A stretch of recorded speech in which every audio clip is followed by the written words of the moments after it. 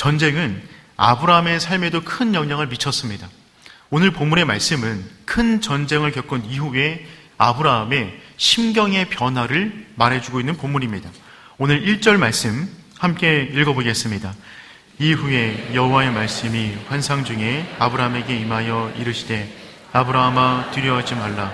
나는 내 방패요 너의 지극히 큰 상급이니라. 아멘. 하나님의 말씀이 임하셨는데 이후에 임하셨다라고 말을 하고 있습니다.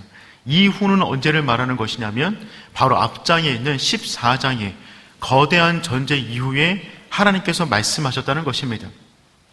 아브라함은 가나안을 침략한 북방의 4개 연합군과 전쟁을 일으켰습니다. 그리고 가나안 사람들이 빼앗겼던 모든 전리품과 사람들을 되찾아 가나안 땅으로 다시 한번 복귀하였습니다. 그때 수많은 사람들이 나와서 아브라함의 전쟁의 승리를 기념하는 개선식을 성대하게 치렀습니다. 그 이후에 엄청난 전쟁 이후에 대승을 겪은 이후에 하나님께서 아브라함에게 나타나셔서 말씀하신 것입니다. 왜냐하면 지금 이 순간이야말로 하나님의 말씀이 필요한 순간이었기 때문에 그렇습니다. 아브라함에게 주셨던 첫 번째 말씀은 무엇이냐면 두려워하지 말라입니다. 두려워하지 말라. 이 말 자체가 굉장히 흥미롭습니다. 지금 이 순간은 어떤 순간이냐면 아브라함이 거대한 승리를 거둔 직후였어요. 많은 사람들이 아브라함의 이름을 환호성치는 그 순간에 하나님은 아브라함을 찾아와 두려워하지 말라라고 말씀하십니다. 큰 승리 이후에 두려워하지 않을 것 같은데 하나님은 도리어 두려워하지 말라라고 말씀하셨어요. 이 말은 무슨 말이냐면 남들은 모르지만 아브라함의 내면은 지금 큰 두려움에 쌓여 있다는 것입니다. 아브라함이 지금 겪었던 두려움은 대략 3가지 정도 됩니다. 첫 번째는 무엇이냐면 사람들의 주목을 받는 것에 대한 두려움이 생겼습니다. 사람들에게 주목받는 것은 좋은 일이자 두려운 일이 됩니다. 화려한 조명 뒤에 그림자가 더 짙게 깔리듯 누군가의 주목을 받는다는 것은 그만큼 우리 인생을 더욱더 조심해야 되는 두려움을 갖게 만드는 것이죠. 아브라함은 갑작스럽게 사람들의 주목을 받게 되었어요. 거기서는 두려움이 있었습니다. 두 번째 두려움은 무엇이냐면 보복에 대한 두려움이었어요. 지금 아브라함은 북방의 4개 연합군에 사람들의 전리품을 취해왔습니다. 그들을 쳤어요. 이 당시 역사는 보복의 역사입니다. 이 당시 모든 역사는 보복이 이루어졌던 역사들입니다. 누군가 나의 가족을 건들면 나는 가만히 있으면 안 되는 시대였어요. 왜냐하면 그 순간에 내가 잠잠하면 나 역시 위기를 겪을 때 누군가 나를 지켜주지 않기 때문에 누군가 내 가족을 건들면 반드시 보복을 해야만 하는 것입니다. 지금 북방의 4개 연합군의 왕들은 자존심이 상했어요. 크게 무너졌어요. 그러니 언제 쳐들어와도 이상하지 않은 상황이 된 것입니다. 아브라함은 한순간에 북방 왕들의 표적이 되었습니다. 그 두려움이 그 안에 있는 것이죠. 세 번째 두려움, 이 두려움이 가장 큰 두려움이었는데 그 두려움은 무엇이냐면 내 인생이 허무하게 끝날 수도 있겠다라는 두려움이 생겼습니다. 아브라함은 지금 직전에 수많은 사람들이 죽어가는 현장 가운데 있었습니다. 그 전쟁을 주도해서요. 수많은 사람들이 의미 없이 죽어가는 것처럼 보이는 그 현장 가운데 아브라함은 이런 마음이 들었을 것입니다. 내 인생 역시 언젠가 이렇게 허무하게 죽을 수도 있겠다. 큰 전쟁을 경험한 사람들은 인생의 허무함을 더욱 크게 느끼는 것이죠. 아직 아브라함은 하나님께 받은 약속을 보지 못했어요. 하나님께서 말씀하셨습니다. 자녀를 줄 것이다. 큰 민족을 이루게 할 것이다. 그런데 자기의 상황을 보니까 상황이 점점 더 어려워지고 있는데 내 삶 가운데 이루어진 것은 아무것도 없는 것입니다.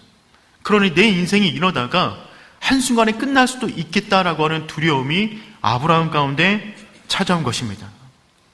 그 순간에 하나님은 아브라함 안에 있는 남들은 환호성 치고 있지만 아브라함 속에 크게 자리 잡은 이 두려움을 아셔서 그에게 찾아와 말씀하시는 것입니다. 두려워하지 말라. 아브라함의 인생이나 우리 인생이나 우리 삶에는 두려워할 만한 일들이 가득 차 있습니다. 아브라함의 삶은 모든 순간이 두려움의 순간이었어요. 편안하게 고향에서 잘 살고 있었습니다. 하나님께서 75세에 찾아오셔서 고향을 떠나라고 말씀하십니다. 그 순간에 얼마나 두려웠을까요? 가나안 땅에 들어가서요, 기근이 찾아왔습니다. 그 순간에 얼마나 두려웠을까요? 두려워서 애굽으로 피했습니다. 애굽에 갔더니 아내가 너무 예뻐서 두려웠습니다. 너무 많은 재물을 얻어서 두려웠어요. 그 재물 때문에 롯과 헤어질 때 두려웠습니다. 큰 전쟁 이후에 남들은 환호성을 치고 있지만 지금 이 순간에도 두려움에 떨고 있는 것입니다. 여러분, 그렇습니다. 타락한 인간은 모든 상황에 대하여 두려움을 느낄 수밖에 없어요. 타락한 인간의 감정은 그 사람의 말을 듣지 않습니다. 내가 내 감정과 내 생각을 통제할 수 없어요. 그게 타락한 인간의 모습입니다. 인간이 타락하자마자 하나님을 향하여 맨 처음 가졌던 감정은 두려움이었어요. 그 전에는 너무나 사랑하는 분이었는데 타락한 아담은 하나님이 두려워 숨습니다. 그러니 가장 선하고 아름다운 분을 보더라도 우리는 두려움에 쌓일 수밖에 없는 것이죠. 사랑하는 성도 여러분, 두려워하지 말라. 이 음성이 여러분을 향한 하나님의 말씀 되기를 축복합니다. 그렇다면 우리는 왜 두려움이 많은 이 세상 속에서도 두려워하지 않는 인생을 살아갈 수 있을까요? 그 이유를 두 번째 말씀에서 말씀해 주세요. 하나님의 두 번째 말씀은 무엇이냐면 내가 너의 방패다. 내가 너의 방패다. 우리 1절 말씀 다시 한번 읽도록 하겠습니다. 이후에 여호와의 말씀이 환상 중에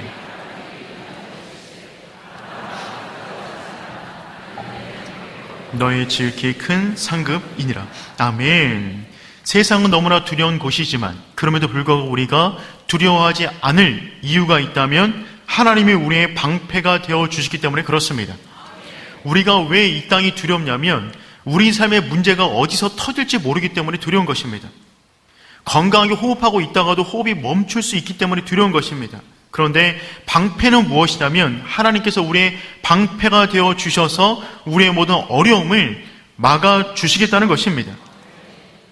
하나님의 방패가 우리를 둘러 진치고 있으면 적들은 우리를 건들지 못하는 것이죠. 시편 91편이 이 부분을 너무나 잘 묘사해 주고 있어요. 시편 91편 4절 말씀 우리 함께 읽어보겠습니다. 그가 너를 그의 깃으로 덮으시리니 그가 그의 날개 아래 피하리로다. 그의 진실함은 방패와 손방패가 되시나니. 아멘. 하나님이 우리를 덮어주시는데 이 덮다라고는 이 말은 성막을 덮을 때, 그 장막을 표현할 때 이 덮다라는 표현이 쓰여졌어요. 마치 성막을 덮듯이 하나님의 은혜가 우리 가운데 덮어진다는 것입니다. 덮어지는 것을 방패로 표현했는데 본문에 보면 방패를 두 가지를 썼어요. 앞에 나오는 방패는 머리부터 발끝까지 보호하는 전신 방패예요. 큰 방패입니다. 하나님이 우리를 머리부터 발끝까지 모든 것을 막아주신다고 합니다. 그런데 어느 순간에 한 화살이 뚫고 들어오는 거예요. 옆으로 들어오는 거예요. 그때 또 하나의 방패가 있다고 말해주고 있습니다. 그것은 손방패예요. 민첩하게 큰 방패를 뚫고 들어오는 그 여러 적들의 화살을 작은 방패가 민첩하게 막아주신답니다. 하나님이 우리를 보호하시는 방패가 이중 방패가 된다는 것이죠. 그러니 하나님이 우리의 방패가 되어 주시면 우리는 이 땅 가운데 불안할 요소가 많이 있지만 그럼에도 불구하고 담대하게 살아가게 되는 줄 믿습니다. 성도 여러분, 그 하나님의 품 안으로 숨으시는 하나님의 자녀 되기를 축복합니다. 세 번째 하나님의 말씀은 무엇이냐면 너의 지극히 큰 상급이다. 내가 너의 지극히 큰 상급이다 라는 말씀을 주시고 있습니다. 내가 너의 큰 상급이다 라는 말은 무슨 말이냐면 너가 수고하여 받을 모든 것을 하나님이 내가 공급해 준다 라는 의미가 됩니다. 우리가 이 땅 가운데 받는 그 상급은 그 모든 것이 하나님으로부터 주어진다는 것입니다.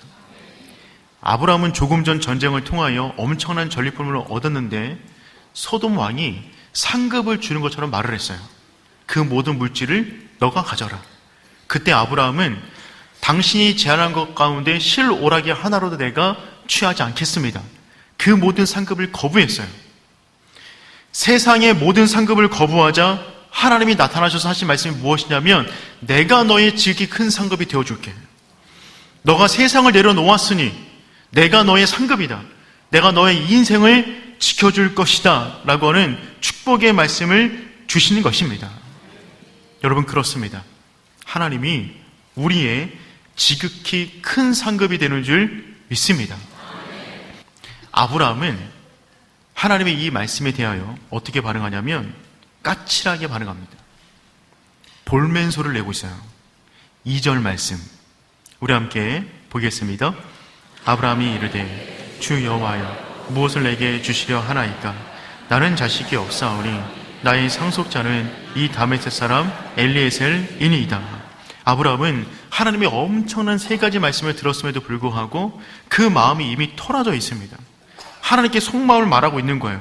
주 여호와여 내게 무엇을 주시려 하나이까? 주신 것이 아무것도 없잖아요. 말씀만 있는 건 아닙니까? 나는 자식이 없사오니 나에게 자식을 안 주니까 나의 상속자를 이 다메섹 사람 엘리에셀 이 사람으로 나의 상속자를 삼겠습니다. 하나님 말씀하셨어요. 두려워하지 말라. 아브라함은 속으로 이렇게 말하는 것입니다. 내가 두려워하는 이유를 알고 있지 않습니까? 약속하신 자녀를 주지 않으니 내 마음이 두려운 것 아니겠어요? 내가 너의 큰 상급이다. 그건 알겠는데 도대체 약속하신 상급 자녀는 언제 주시려 하는 것입니까? 내 몸을 보니까, 내 아내를 보니까 더 이상 자녀를 못 낳을 것 같은데 도대체 그 상급을 언제 주려고 하시는 것입니까? 지금 아브라함의 입장에서 눈에 보이는 것 하나도 없는데 계속 말씀만 주시니까, 말씀은 받았는데 현실 가운데 눈에 보이는 것이 없으니까 아브라함은 지금 토라져 있는 것입니다. 그의 속이 새카맣게 타들어가고 있어요. 그래서 그는 마치 하나님을 도와드리듯 엘리에셀을 나의 상속자로 삼겠습니다. 그래서 하나님께서 말씀하신 그것들을 엘리에셀을 통하여 이루겠습니다. 지금 이 말을 하고 있는 것입니다. 우리 3절 말씀 읽어보겠습니다. 아브라함이 또 이르되 주께서 내게 씨를 주시지 아니하셨으니 내 집에서 길린 자가 내 상속자가 될 것이니라. 아브라함은 그렇게 말하는 겁니다. 하나님께서 주시지 않았잖아요. 그러니까 내 집에서 길린 종 가운데 엘리에셀을 나의 상속자로 삼겠습니다. 이것은 당시의 문화적인 형태였습니다. 보편적인 것이었어요. 자녀가 없는 경우에 믿을 만한 종을 상속자로, 대리자로 참는 것입니다. 일종의 하나님을 향한 푸념인 것이죠. 아브라함은 지금 마음이 너무 힘듭니다. 이 마음을 알고 있었던 하나님이 찾아오셔서 단호하게 말씀하십니다. 4절 말씀 우리 함께 읽어보겠습니다. 여호와의 말씀이 그에게 임하여 이르시되 내 상속자가 아니라 내 몸에서 날 자가 내 상속자가 되리라 하시고. 아멘. 하나님께서 말씀하십니다. 그 사람이 아니라, 내가 생각하는 그 대상이 아니라 내 몸에서 날 자가 내 상속자가 될 것이다. 하나님의 이 약속은 처음부터 변한 적이 없어요. 단지 아브라함이 하나님의 말씀을 온전히 믿지 못하여 하나님의 말씀을 자기 나름대로 해석하여 자기 나름대로의 차선책을 가지고 자기 인생을 만들어가려 했던 것입니다. 하나님이 처음 아브라함을 부를 때부터 하나님은 이렇게 말씀하셨어요. 창세기 12장 2절 말씀 읽어보겠습니다. 내가 너로 큰 민족을 이루고 내게 복을 주어 내 이름을 창대하게 하리니 너는 복이 될지라. 아멘. 하나님께서 처음부터 이 말씀을 주시고 아브라함을 불렀는데 아브라함은 모든 친척을 떠나지 않고 조카 롯을 데리고 갑니다. 혹시나 모를 여지를 남겨두는 거예요. 자녀처럼 이 아이를 내가 키웠는데 이 아이가 혹시나 나의 상속자가 될까라고 하는 어떤 여지를 가지고 롯을 데리고 나간 것입니다. 그런데 물질 때문에 둘은 갈라서게 됩니다. 롯이 떠나갈 때 아브라함은 정말 불안했어요.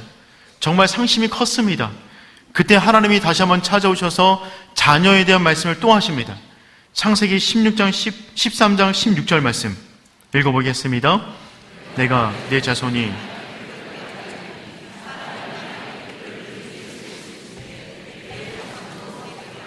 아멘. 하나님이 다시 한번 상심한 아브라함에게 말씀하시는 것입니다. 이 땅에 티끌같이 너의 자손들이 많아질 거야. 너의 자손이 한 명으로 끝나는 것이 아니라 엄청난 많은 자손이 나올 거야. 이 말씀을 하셨는데 그 이후에도 자녀가 생기지 않자 지금 아브라함은 엘리에셀이라고 하는 차선책을 다시 한번 언급하는 것입니다. 이 부분에 대해서 하나님께서는 엘리에셀이 아니라 내 몸에서 날짜가 너의 상속자가 될 것이다 라고 말씀하셨어요. 그런데 그 시간도 길어지게 되자 그 다음에 아브라함이 택한 차선책은 무엇이냐면 여종 하갈을 통하여 이스마엘을 낳는 것이었습니다. 어쨌든 내 몸에서 나온 거잖아요. 그러니 아브라함은 끊임없이 본인이 쓸 수 있는 카드를 꺼내고 있는 것입니다. 아브라함 입장에서 하나님께서 이미 말씀하셨지만 그의 입장에서 시간이 길어지다 보니까 조카 롯을, 종인 엘리에셀을, 첩인 하갈을, 그의 아들 이스마엘을 자신의 상속자로 자꾸만 품으려고 하는 것이죠. 그러면 그럴수록 하나님이 약속하신 그때는 점점 늦어지게 되는 것입니다. 성도 여러분, 하나님은 지금도 우리를 참아주고 계세요. 더 성장하기까지 우리가 온전히 하나님의 말씀을 내 인생을 향한 유일한 방법으로, 대안으로 품을 수 있을 때까지 하나님은 우리를 참고 계십니다. 5절 말씀 우리 함께 읽어보겠습니다. 그를 이끌고 밖으로 나가 이르시되 하늘을 우러러 무뼈를 셀 수 있나 보라. 또 그에게 이르시되 내 자손이 이와 같으리라. 아멘. 고개를 떨구고 있는 아브라함, 그를 데리고 밖으로 나가십니다. 그리고 밤 하늘을 보라고 말씀하십니다. 무뼈를 바라봐라. 이 하늘을 좀 바라봐. 하늘을 바라봐 라고 할 때 쓰였던 이 단어가 하베트 나라고 하는 단어인데요, 하베트는 바라보다, 나라고 하는 것은 제발이란 뜻입니다. 제발. 일전에도 한번 이 단어를 설명시켜 드린 적이 있습니다. 이 단어는 성경가운데 단 4번만 등장합니다. 제발. 하나님이 인간에게 제발이라고 말할 만한 일이 뭐가 있겠어요? 명령하시면 되는데, 그런데 제발 하늘을 좀 바라봐. 이 별들을 바라봐. 내가 이 별들을 창조했어. 너의 인생 가운데 자녀가 없을 것 같지만 나는 이 모든 것을 창조했기 때문에 너에게도 이처럼 많은 자녀를 안겨줄 수가 있단다. 제발 하늘을 바라보고 너의 안에 큰 믿음이 있었으면 좋겠다 라고 지금 하나님이 아브라함을 설득해 나가시는 것입니다. 이때 아브라함의 반응이 중요해요. 이때 큰 전쟁 이후에 믿음이 흔들리는 그 순간에 다시 한번 아브라함은 믿음을 붙잡습니다. 그 순간에 믿음을 사용하기로 다짐합니다. 6절 말씀 읽어보겠습니다. 아브라함이 여호와를 믿으니 여호와께서 이를 그의 의로 여기시고. 아멘. 아브라함이 여호와를 믿으니, 여기 말하는 믿음은 앞에 나왔던 믿음하고 완전히 다른 믿음이 되는 거예요.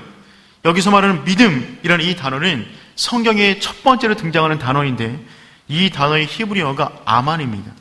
이 아만에서 아멘이 나왔어요. 아멘, 믿으니, 이 말은 어떤 뜻이냐면 생각의 개념을 뛰어넘어 행동으로 옮기는 의미가 있어요. 믿는 사람은 움직입니다. 믿는 사람은 행동합니다. 그러니 지금 여기서 믿으니, 이 말은 무슨 말이냐면 그 말씀 위를 걸어갑니다. 그 말씀대로 이끌림 받겠습니다 라고 하는 고백을 드리고 있는 거예요. 지금도 여전히 눈에 보이는 것은 없어요. 그런데 이제는 내가 그 말씀 붙잡고 움직이겠습니다 라고 하는 믿음의 고백을 드리고 있는 것입니다. 그래서 이 믿음을 종종 설명할 때 약속 어음에 비유합니다. 거래를 하는 방식이 현찰로 하는 방식이 있어요. 현찰로 하는 방식은요, 대상을 가리지 않습니다. 그냥 돈을 가지고 오면 거래가 성사가 되는 거예요. 그런데 약속 어음으로 하는 거래들이 있어요. 지금 당장 현찰이 없어요. 그런데 약속 어음을 가지고 오면 그때 중요한 것은 거래하는 사람 간의 믿음이 중요해요. 신뢰가 중요해요. 지금 보이지 않지만 그 신뢰를 기반으로 약속 어음을 내는 것입니다. 하나님의 약속은 현찰보다는 약속 어음의 개념이 있어요. 그래서 내가 너에게 자녀를 주겠다라고 하는 이 약속은요, 25년이 걸린 약속어미였습니다. 25년이 걸렸어요. 내가 너에게 큰 민족을 주겠다라고 하는 이 약속은 애굽에 들어간 이후에 400년이 걸린 약속어미였습니다. 그 자손들이 약속의 땅으로 돌아갈 것이다 라고 하는 그 약속은 그 이후에 또 40년이 더 가야 이루어지는 약속어미 되는 것이죠. 근데 중요한 것은 무엇이냐면 하나님은 약속하셨다면 반드시 이루신다는 것입니다. 하나님은 한 번도 늦은 적이 없으세요. 그래서 하나님의 때는 언제냐면 항상 제때입니다. 제때에, 가장 아름다운 때에 하나님의 역사가 이루어지는 줄 믿습니다. 사랑하는 성도 여러분, 아브라함은 큰 전쟁 이후 믿음이 흔들리는 그때에 다시 한번 믿음을 붙잡습니다. 믿음은 그때 쓰는 거예요. 위기 때 쓰는 것입니다. 흔들릴 때 사용하는 것입니다. 평상시는 믿음을 키우는 것이고 위기가 다가오면 그 믿음을 한 번 더 붙잡아 믿음 위에 믿음으로 올라가는 믿음의 사람이 되어야 될 줄 믿습니다. 그때 하나님은 아브라함을 향하여 의롭다라고 말씀하셨어요. 아브라함이 믿으니 여호와께서 이를 그의 의로 여기시고, 성경에 처음으로 의롭다라고 하는 단어가 등장하는 본문이 오늘 6절의 본문이 되는 것입니다. 행위로 의롭다를 얻는 것이 아니에요. 아브라함은 행위로 움직일 때마다 넘어졌어요. 롯을 데리고 나올 때, 엘리에셀을 꺼내들 때, 하갈을 품을 때 항상 넘어졌어요. 그런데 지금 이 순간에 아무런 행함을 취하지도 않은 상태 가운데 오직 믿음으로 나아갈 때 하나님이 그를 의롭다라고 여겨주셨어요. 사랑하는 성도 여러분, 하나님과 우리 사이에 오직 믿음만 있기를 축복합니다. 다른 것을 넣지 않는 거예요. 다른 생각을 넣지 않는 거예요. 세상의 방법을 넣지 않는 것입니다. 차선책을 놓는 것이 아니에요. 오직 믿음만 그 안에 두는 겁니다. 그때 하나님이 우리를 의롭다고 하세요. 그리고 하나님이 그 믿음에 걸맞는 놀라운 일을 우리 인생 가운데 펼쳐주시는 줄 믿습니다. 신혼부부를 볼 때마다 그런 생각이 들어요. 뭘 믿고 결혼하는 것인가? 도대체 무엇 때문에 검은 머리 파프리가 될 때까지 비가 오나 눈이 오나 한평생 이 사람만을 사랑할 것을 다짐하며 결혼하는 것인가? 아니 어떻게 이 사람만 사랑할 수 있을까? 아니 어떻게 평생 그 사랑이 변하지 않을 수 있단 말인가? 무슨 근거로 그와 같은 확신을 가지고 결혼하는 것인가? 무슨 근거죠? 믿음밖에 없어요. 뭐가 있겠어요? 믿음밖에 없어요. 두 대상이 알아온 시간, 요즘 보니까 한 달 만에도 결혼하시더라고요. 한 달, 두 달, 1년, 2년. 그 시간보다 앞으로 살아갈 시간이 더 많을 겁니다. 그런데 짧은 시간 알아놓고 어떻게 나머지 모든 시간을 보증할 수 있단 말입니까? 그 유일한 근거는 믿음밖에 없어요. 그 대상을 향한 믿음, 그 믿음을 가지고 결혼 관계로 들어가는 것입니다. 하나님과 우리 관계 역시 마찬가지입니다. 다른 것 없습니다. 믿음밖에 없어요. 그거 하나면 충분합니다. 그것이 무너지면 다 무너지는 것입니다. 사랑하는 성도 여러분, 오직 믿음으로 나아가는 하나님의 사람 되기를 축복합니다. 살다 보면 여러 가지 큰 인생의 변화 가운데 믿음이 흔들릴 수 있지만 그때마다 믿음을 붙잡고 더욱더 강한 믿음의 사람으로 성장해 나가는 저와 여러분 되시기를 축복합니다.